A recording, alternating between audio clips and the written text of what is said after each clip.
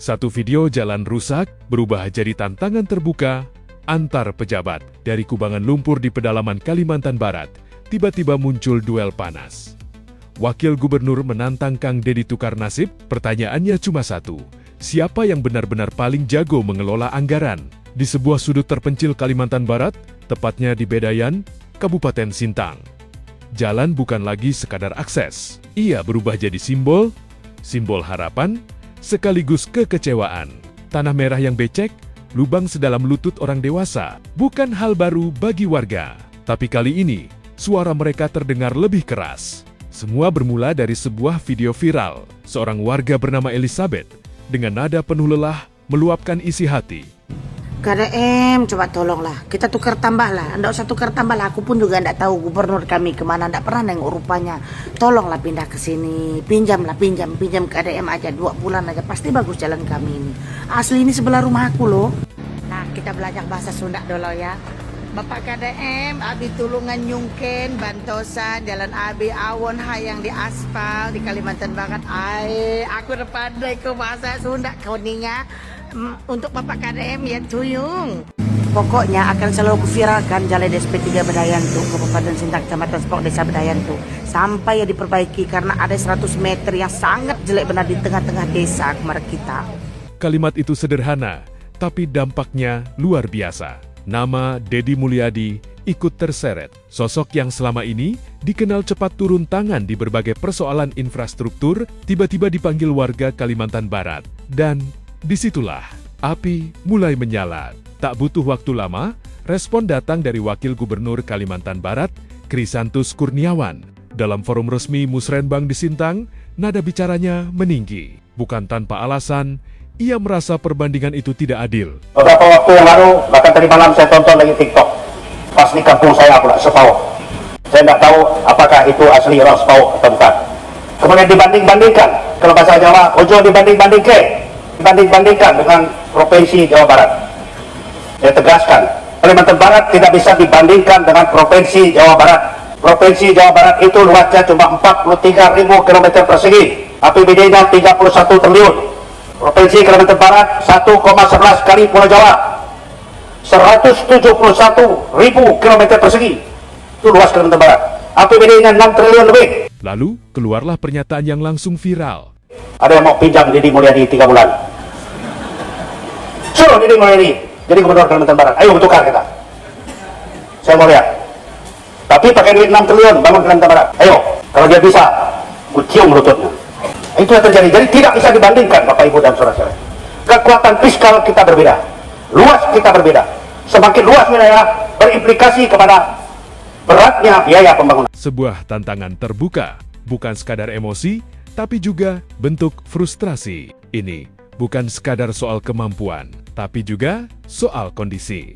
Namun di sisi lain, publik punya sudut pandang berbeda. Bagi warga Bedayan, angka-angka itu mungkin terasa jauh. Yang mereka rasakan nyata adalah jalan berlumpur setiap hari. Mau ke sekolah? Susah. Mau ke pasar? Sulit. Ibu saya jadi bupati, jalan ini akan saya aspal. Nah, bagaimana perasaan Bapak Gubernur yang terhormat? Tidakkah malu mendengar anak SMP berkata demikian?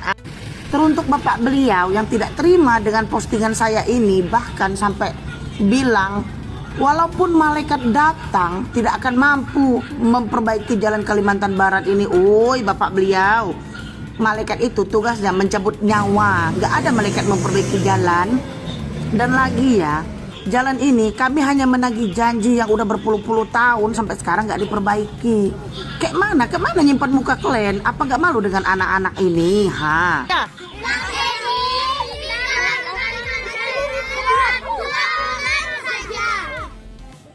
Dan di dunia digital, reaksi netizen pun meledak.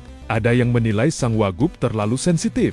Ada yang bilang, pemimpin seharusnya fokus solusi, bukan defensif. Bahkan ada yang menegaskan, warga hanya butuh jalan diperbaiki, bukan adu argumen. Lalu bagaimana respons Deddy Mulyadi? Alih-alih membalas dengan nada tinggi, ia justru memilih jalan yang lebih tenang. Ia mengucapkan terima kasih atas tantangan tersebut. Dan dengan nada rendah hati, ia mengakui, setiap daerah punya tantangan masing-masing. Assalamualaikum, sampurasun, wilujeng enjing wargi Jabar dan seluruh warganet dimanapun berada. Semoga pagi hari ini menyehatkan, mencerahkan, membahagiakan.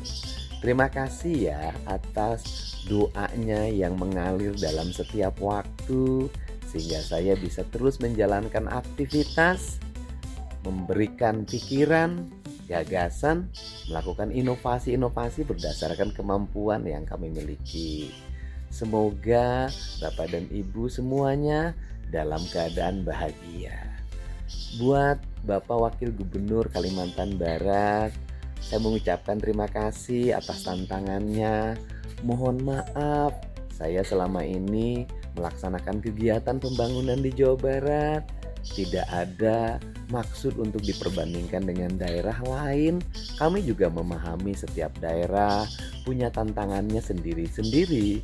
Dan persoalan fiskal, kami juga memahami betapa beratnya daerah-daerah dengan luas yang seluas Kalimantan Barat dengan keterbatasan fiskal. Saya juga mohon maaf apabila apa yang dilakukan di Jawa Barat menyinggung daerah lain. Semoga kita bisa bersama-sama untuk terus melayani masyarakat dengan baik, dan semoga ke depan daerah-daerah tumbuh kemampuan fiskalnya sehingga dana bagi hasilnya bisa mengalir ke daerah penghasil. Untuk itu, mari kita bersama-sama untuk terus melangkah memberikan yang terbaik bagi kepentingan masyarakat.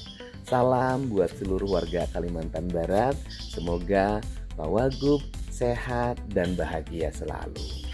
Sebuah jawaban yang tidak memanaskan suasana, tapi tetap menyentuh inti persoalan. Di balik semua ini, sebenarnya ada satu pertanyaan besar. Apakah ini soal siapa yang lebih hebat atau soal sistem yang belum sepenuhnya adil? Karena di lapangan, pemerintah setempat mengklaim alat berat sudah mulai diturunkan. Perbaikan perlahan berjalan, tapi bagi warga, waktu adalah segalanya. Kebetulan bapak beliau masak depan rumah aku di Songawan sih, Dak. Segan aku, dia langsung nyurungkan jari, weh. Tapi udah tahu kan akan dikerja? Udah tahu. Pokoknya makasih lah untuk semuanya, karena ada tanggapan untuk jalan itu kan memang udah lama, udah bertahun-tahun. Oke. Kita lagi cek itu. Iya, boleh. Nah, aku pun langsung debai Pak Camat berjalai juga nilai jalai. Banyak-banyak terima kasih lah untuk Pak Camat, dan untuk Pak Bupati kita terima kasih juga karena udah ngirim alat berat gitu ke SP3 Bedayan. Sampai Pak Camat pun turun tangan untuk survei ke lapangan pada kondisi jalai. Nah, itulah memang kondisi jalai kami, tidak ada settingan karena memang tuh benar-benar the real, tidak ada skenario dan lain sebagainya. Jadi makasih untuk Bapak beliau, sehat-sehat selalu untuk kita dua. Pada akhirnya, adu mekanik antara pejabat ini membuka realitas yang lebih dalam. Ini bukan sekadar soal tantangan atau gengsi. Ini tentang ketimpangan pembangunan, tentang wilayah luas dengan anggaran terbatas, dan tentang warga yang hanya ingin satu hal sederhana, jalan yang layak. Karena pada akhirnya, jalan di Bedayan tidak butuh lutut siapapun untuk dicium. Yang mereka butuhkan hanyalah aspal.